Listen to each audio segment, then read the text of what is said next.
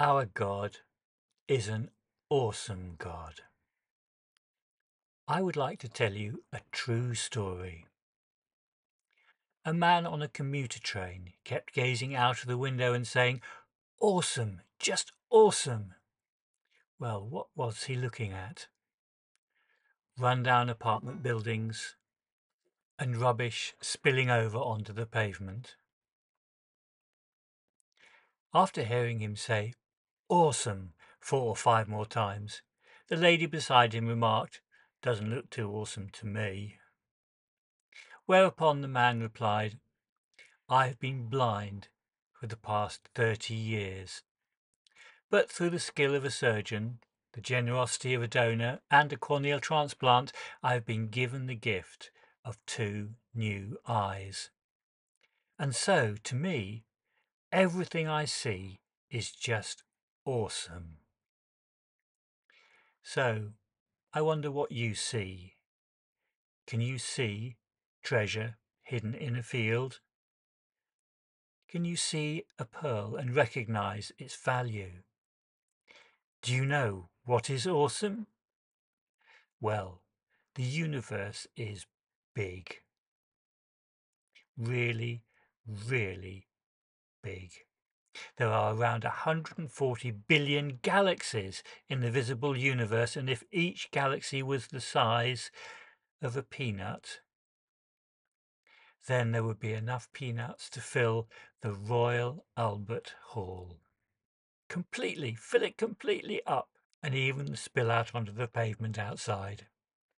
Now, atoms are small, really, really small, and this is what we were taught at school atoms look like, but in fact, they probably look more like these little bundles of energy.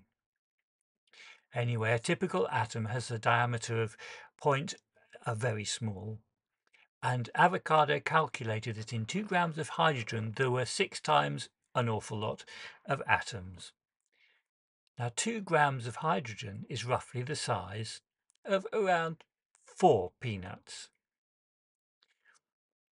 And if every one of those molecules was the size of a Coca-Cola can, well, they would cover the complete surface of the Earth to a depth of 200 miles.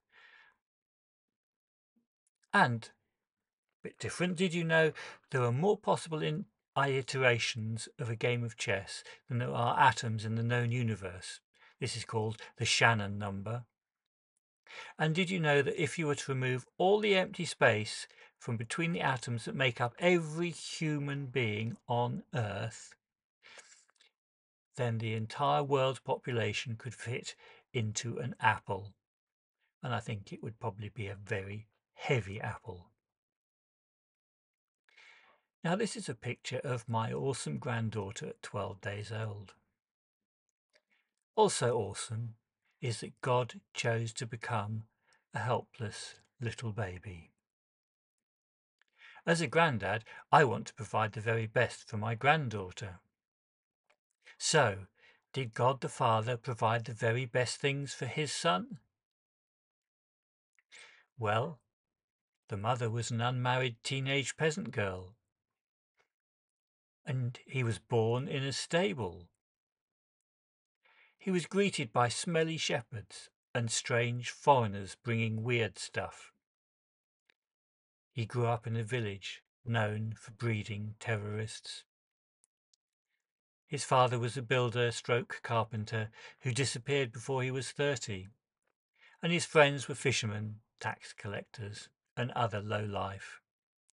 He had absolutely no political authority, and all his friends deserted him when he got into trouble with the law. He got crucified, which was a very horrible way to die. One of the last things he did before he was crucified was to wash his disciples' feet. Now, it was during the final meal that he had with his disciples that Jesus, in order to show them how a leader should lead, he decided to wash their feet. And this was a service that was only carried out by a Gentile slave because it was too demeaning for Jewish slaves. So no wonder his friends look so shocked in this video. Jesus knew that the Father had given him complete power. He knew that he had come from God and was going to God.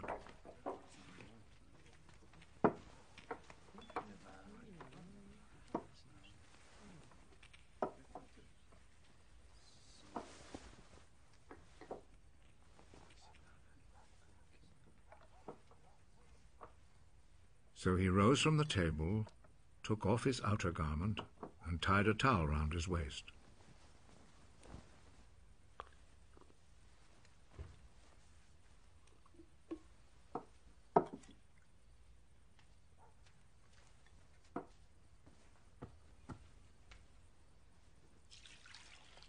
Then he poured some water into a wash basin and began to wash the disciples' feet and dry them with the towel around his waist.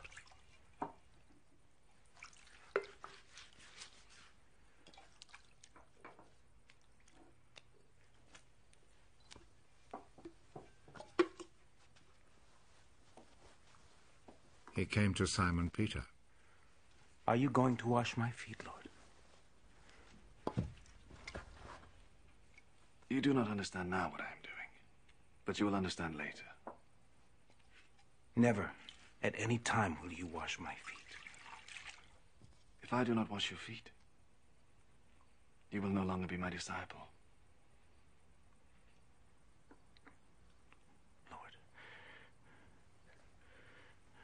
do not wash only my feet, then. Wash my hands and head, too. Those who have taken a bath are completely clean and do not need to wash themselves, except for their feet. All of you are clean.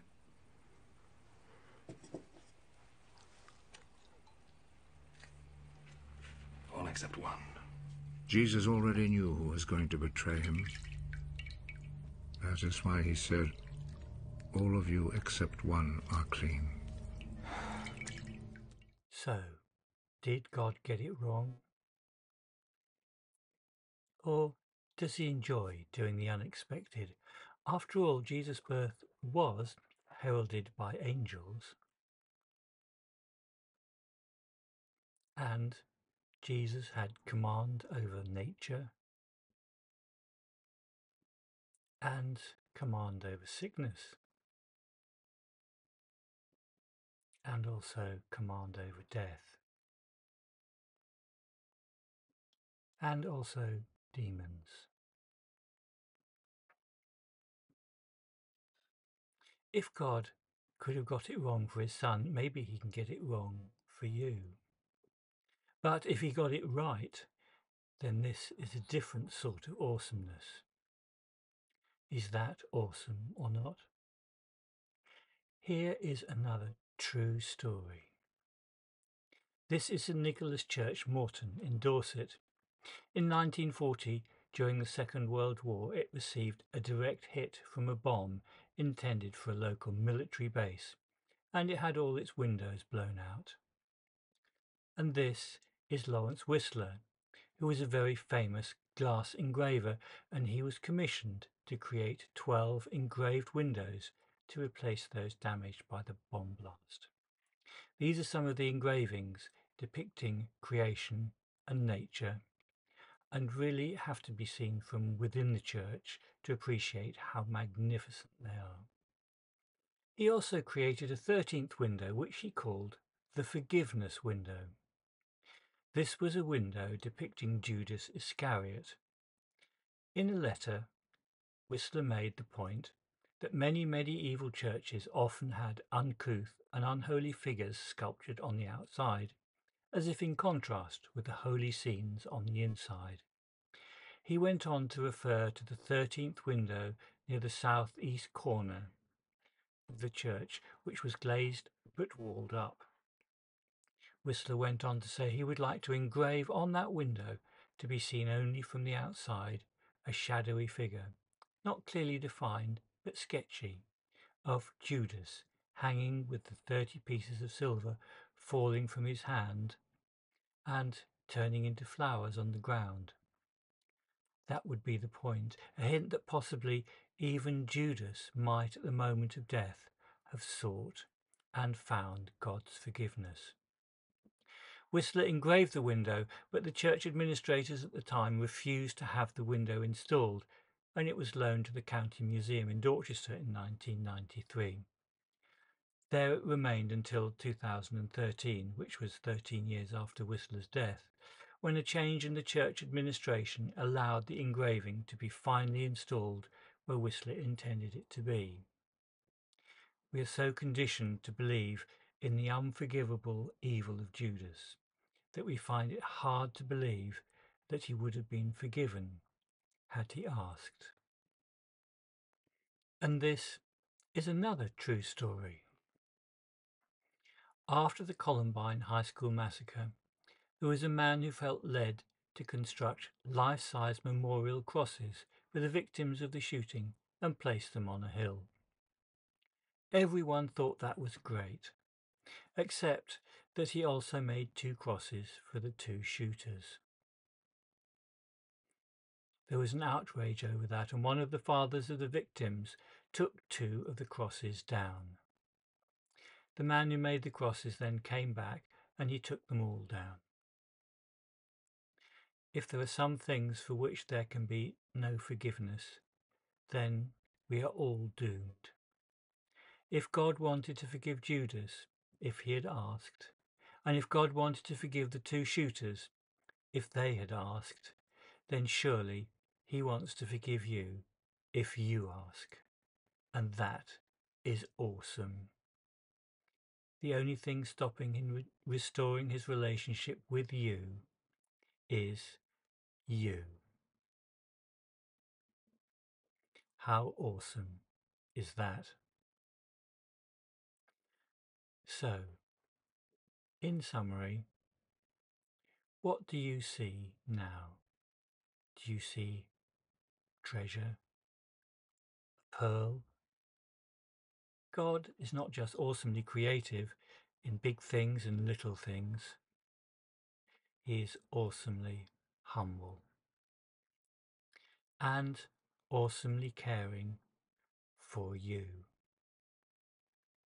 He wants to be your father and your friend.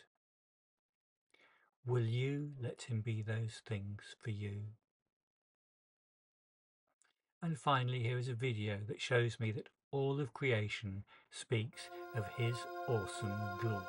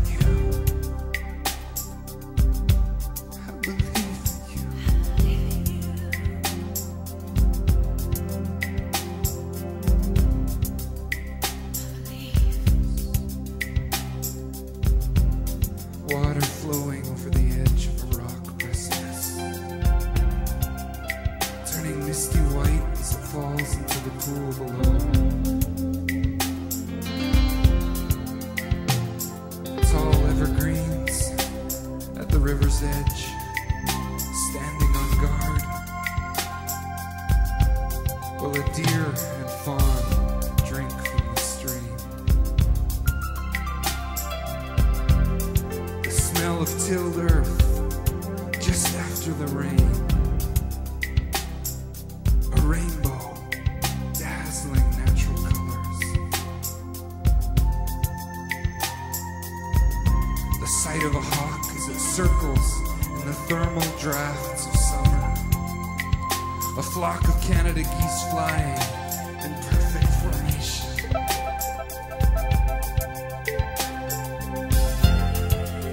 Rising from the valley floor, rolling hills covered with trees. Birch, maple, elm, and beech turning fiery red, yellow, and gold in the autumn air. A leaf on its brief journey, twisting, turning, dancing its way to the ground. Lifting our eyes, the mountains rise. Trees giving way to rock, cliffs, ice, snow, glaciers, majestic jagged peaks.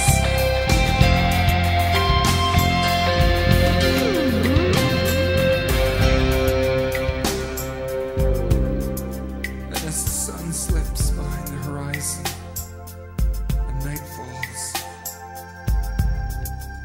the mountains become silent fortresses, silhouetted against the night sky. The countless stars shining in silent testimony.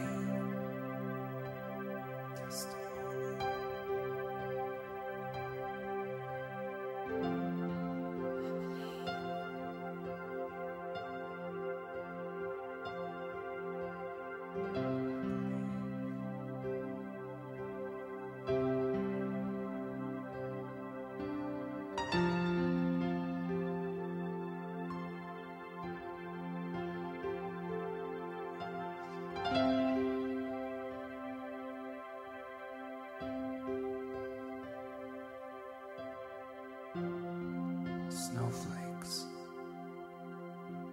gently falling, each unique, whispering, remember the mercy of God. Remember the mercy.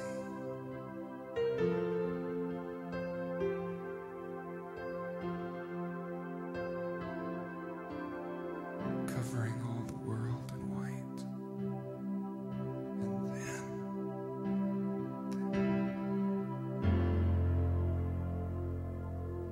the quiet